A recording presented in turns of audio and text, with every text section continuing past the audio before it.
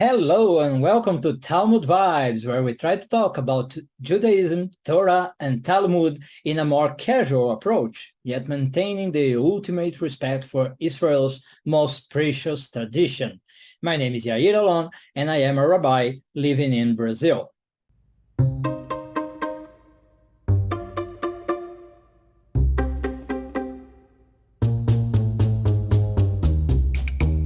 Seraphim, Ophanim, Malachim, angels, angels, angels everywhere in the Torah, the Talmud, and of course the Zohar. Even the Siddur mentions angels. The Siddur, really? Yes. Let's take a look at the Shema al-Hamitah, or what is known as the bedtime prayer. It's a prayer like that. In the name of Adonai, the God of Israel, at my right, Michael, at my left, Gabriel, before me, Uriel, behind me, Raphael, and above my head, the presence of the Almighty, the Shekhinah. Okay, so in Judaism, and therefore in Torah, angels are called malachim. The word is related to the verb to go, lalechet, and roughly translates as that which goes, because it refers to a spiritual entity acting as a messenger to God. Therefore, malachim are always represented in the Torah as subordinate to God and as making the will of God. As we all know, in Judaism, everything happens according to the will of Adonai and no one else. As we say 3 times a day in the Adon Olam prayer, U'echad ve'en sheni, he is one and there is no one else. There is a problem, however. Around the 3rd century BCE, a new understanding about the angels started to spread among Jews. According to historians, the origin of this movement is the contact that Judaism had with foreign philosophies and religions, like Zoroastrianism and the Greek thinking. Well, mainly, rabbis had a difficult time trying to answer the following question. If God is the origin of everything, and everything happens according to his will, why does evil happen in the world? Does that mean that God himself is evil? Isn't that opposite to the view we have that God only wants the best to his creatures? Well, some try to answer that problem by saying that there is an angel involved in that, and this angel is called Hasatan, if we assume that's a proper name. Actually, Satan means simply the adversary or the accuser.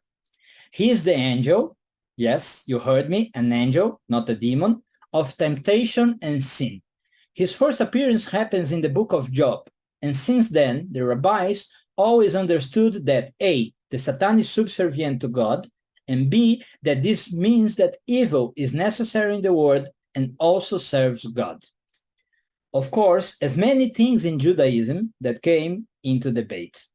Other rabbis stated a different tradition to try and explain evil. One can see a glimpse of that opinion stated in Bereshit 6, Genesis 6, where the text says that the Nephilim appeared on earth and they cohabited with women who bore offspring from them. These Nephilim, literally the fallen, were understood as spiritual entities or angels, and in what is known as the Book of the Watchers, which is part of the famous Book of Enoch, it is precisely this odd coupling between these angels and women that bore evil in our world. According to the Book of Enoch, the angels lusted after the daughters of men and had sexual relations with them. Grateful for what they gave them, and as a kind of a payment, these Nephilim taught these women many kinds of occult arts that increased sin, pride, and violence on earth. Besides that, the Book of Enoch goes on to tell us that the offspring generated here was of giants, and that these giants basically wanted to destroy humankind, and the deluge, the flood, needed to occur mainly to cleanse the world from these monsters. From this moment and up to now, these angels, also known as fallen angels, are locked away on underground prisons waiting for the final judgment. In the beginning of the Book of the Watchers, Shamhazai is the great leader of the Nephilim, but he has a companion called Uzael or Azael, also very important in the story. The legend of the fall of these two angels is narrated in a midrash as follows. When God became angry at the children of men because of their idolatry in the time before the flood, the two angels, Shamhazai and Azael, arose and said, Lord of the world, said we not unto thee at the foundation of the world, man is not worthy that thou shouldst be mindful of him? God answered them, It is plain and manifest to me that if ye should dwell on earth, evil passion would rule you, and ye would be still baser than they. Thereupon the angels besought permission to live among mankind and to hallow the name of God upon earth. This was granted them, but when they had descended from heaven to earth, they could not restrain their infatuation for the beautiful daughters of men.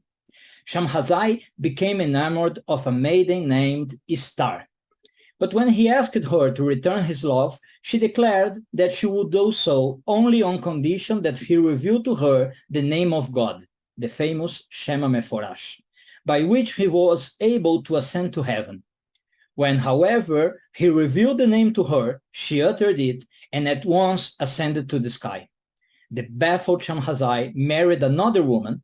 By her he had a son named Chia or Achia, who became the father of Sihon and Og, two Amorite kings that Moses will have to fight.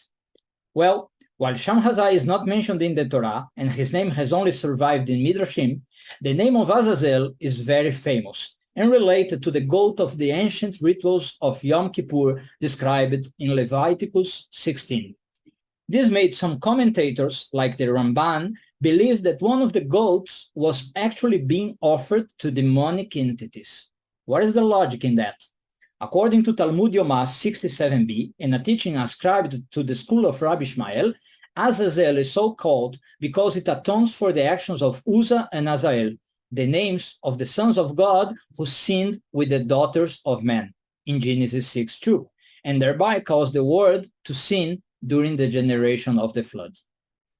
So I hope you liked this video, and if you did, don't forget to hit the like button and to subscribe to my channel. Also, share this video with your friends and feel free to watch all my other videos by using the automatic subtitles YouTube offers you. See you in the next video of Talmud Vibes, where we will talk about Lilith and her role in Judaism. Stay tuned, stay healthy, and all the best.